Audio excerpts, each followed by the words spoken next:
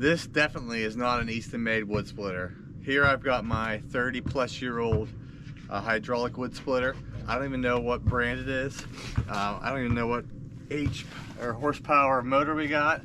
I've got all this firewood to split up with this old junky wood splitter.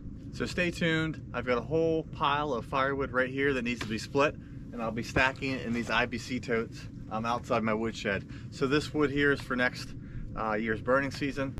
I just want to get a jump on it so it's properly seasoned, ready to go. Currently I'm burning a central boiler classic edge 550, and with this wood burner it's a high efficiency burner, and that wood needs to be seasoned. So I like to burn below 20% moisture content. So by being able to cut this early, having it outside drying, it's going to help me out a lot. So stay tuned. So this is what I currently have stacked up. Bunch of cherry maple and some oak, and I have some more poles that need cut up, but for today, since it's such a beautiful day, I want to get some splitting done. So this is what I currently have left for wood for this season. So I've got plenty of wood, and I also have some cut-offs from the sawmill, so I'm in great shape for wood moving forward. I love to be ahead. It feels great to be ahead.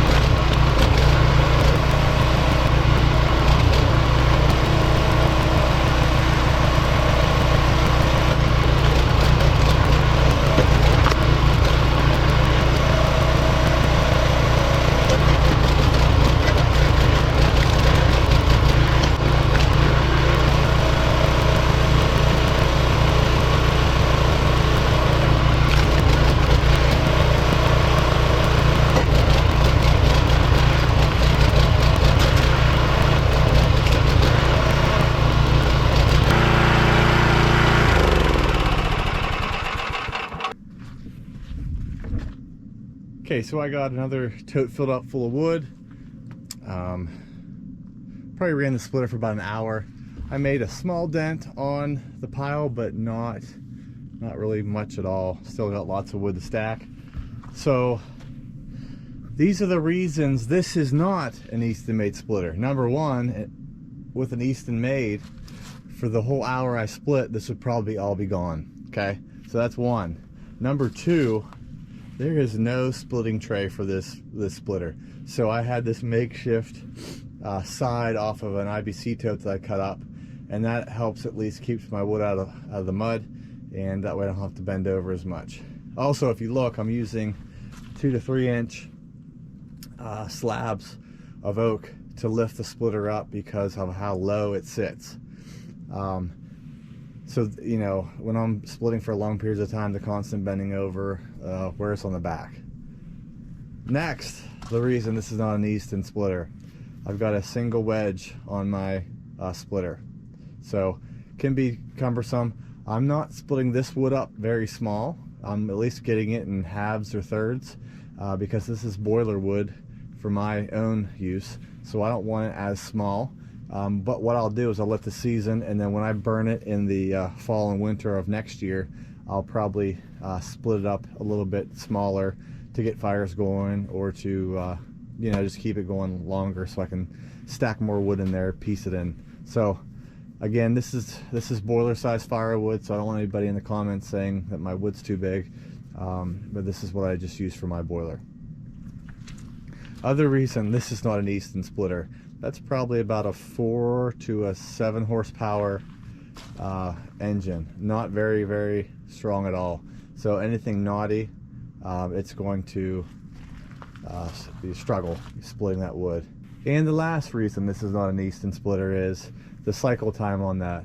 And if you look here, I did do a video and then had my phone as a timer. It took me 15 seconds to cycle through one pass down and back. And I believe on an Easton splitter, on most of the models, you're looking at 4 to 5 seconds. Okay, so that's why I think I went through all this wood, but it is what it is. This is a great old reliable splitter.